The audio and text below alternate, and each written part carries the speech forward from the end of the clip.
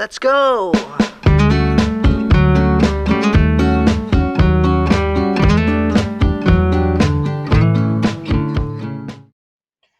Assalamualaikum warahmatullahi wabarakatuh.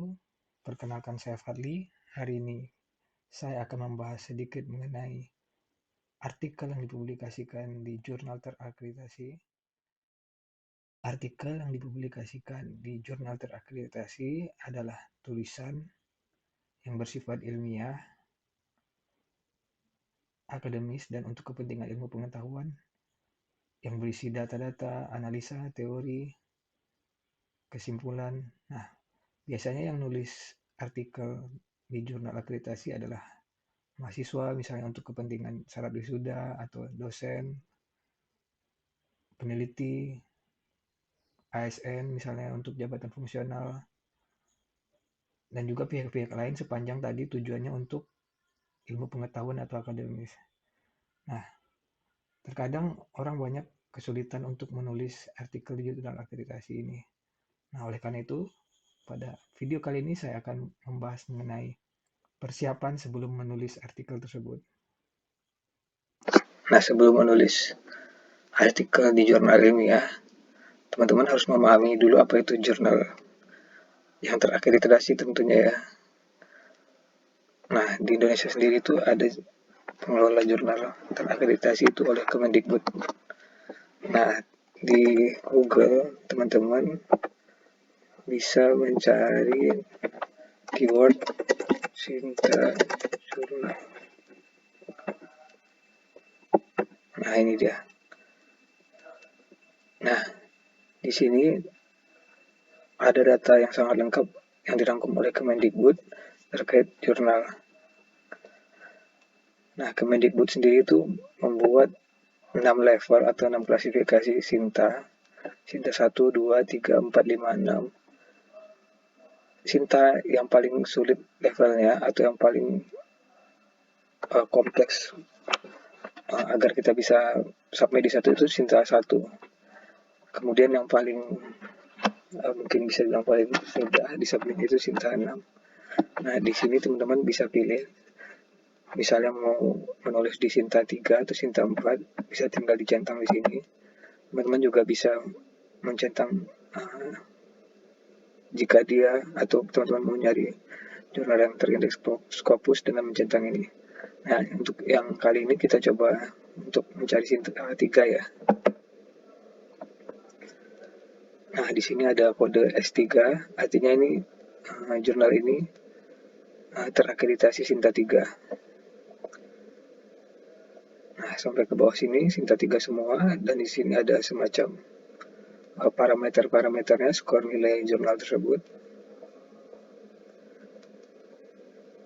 Nah, misalkan teman-teman juga sudah pernah membaca satu jurnal dan teman-teman penasaran ini jurnal tersebut Sinta berapa sih? Nah, misalnya seperti yang pernah saya tulis di Nagari.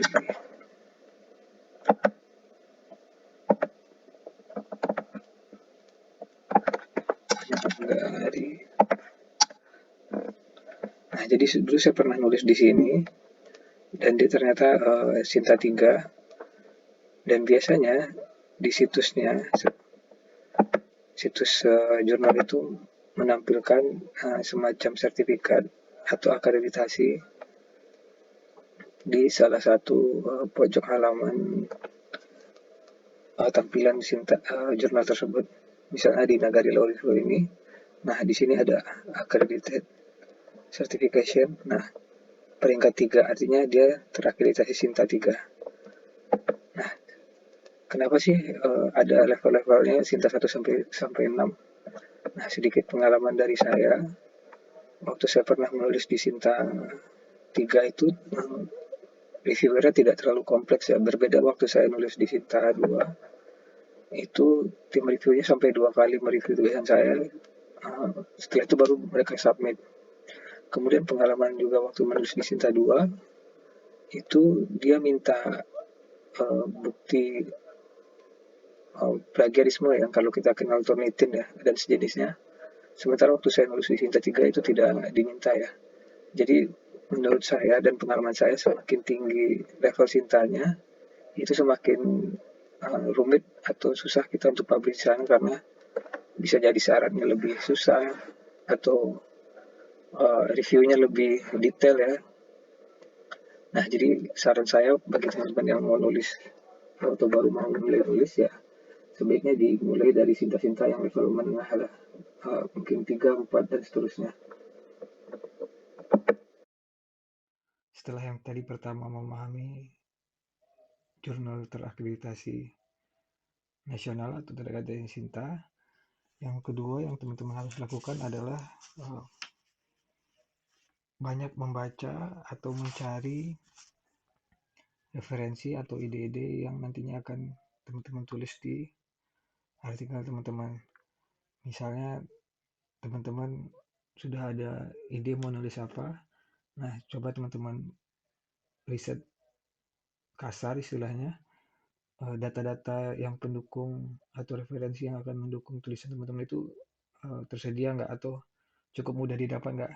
Jangan sampai nanti setelah menulis atau pada saat menulis ternyata bahannya sulit didapat dan itu akan memperlama dalam proses penulisan. Kemudian juga teman-teman bisa menggali rumusan masalah apa sih yang teman-teman akan bahas. Biasanya dalam penulisan itu ada 2 rumusan masalah yang akan dibahas atau akan didetailkan dalam artikel jurnal. Nah, pemilihan rumusan masalah ini sangat penting, termasuk juga data-data yang akan teman-teman tampilkan sebagai pisau analisis agar nanti penulisannya berjalan dengan lancar. Setelah tadi menggali ide dan data, selanjutnya teman-teman bisa memperbanyak diskusi ya. Misalnya dengan teman-teman kampus dulu, teman kerja, atau mungkin bahkan dosen. Hal ini penting untuk mendapatkan penajaman dari rumusan masalah atau apa yang akan teman-teman tulis di artikel nanti. Bisa jadi juga teman-teman nanti akhirnya menulis dengan teman-teman kampus yang terdahulu atau teman-teman kerja. Karena saya pernah ada teman itu dia sering menulis dengan mantan teman kampusnya dulu. Karena penulisan jurnal itu sendiri tidak seperti skripsi ya, dia bisa ditulis oleh 2 orang bahkan 3 orang pernah saya lihat juga. Dan bahkan juga pernah saya melihat satu jurnal itu ditulis oleh 2 orang di mana penulis pertamanya mahasiswanya, penulis kedua adalah dosennya. Nah, jurnal itu menurut saya sangat baik ya karena kampusnya memfasilitasi penulisan untuk mahasiswa dan dosennya agar bisa terpublikasi. Nah, itulah 3 tips dari saya persiapan sebelum menulis artikel di jurnal terakreditasi. Sekedar review, yang pertama itu teman-teman harus memahami tentang jurnal terakreditasi. Dalam hal ini tadi saya membahas tentang akreditasi nasional, dalam hal ini Sinta yang dikeluarkan Kemendikbud. Yang kedua, teman-teman harus melakukan semacam riset kasar untuk menggali rumusan masalah dan data teman-teman. Kemudian yang ketiga, teman-teman harus memperbanyak diskusi, bisa dengan teman, dosen, dan lain sebagainya untuk menajamkan dan mencari sudut pandang lain terkait dengan apa yang nanti teman-teman tulis. Itulah 3 tips dari saya sebagai persiapan sebelum memulai menulis artikel di jurnal terakreditasi. Semoga bermanfaat dan semoga teman-teman yang saat ini sedang menulis artikel dapat dipublikasikan di jurnal terakreditasi nasional bahkan mungkin internasional.